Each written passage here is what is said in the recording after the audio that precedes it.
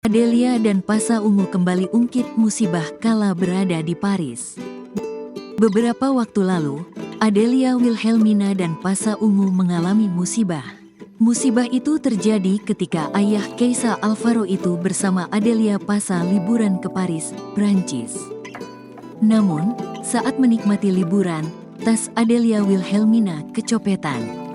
Parahnya, momen itu terjadi di hari perayaan ulang tahunnya pada tanggal 22 Maret tahun 2024 lalu.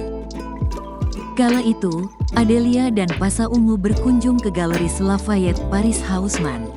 Saat itulah tasnya dicuri. Nah, Adelia menceritakan ulang musibah yang dialaminya itu.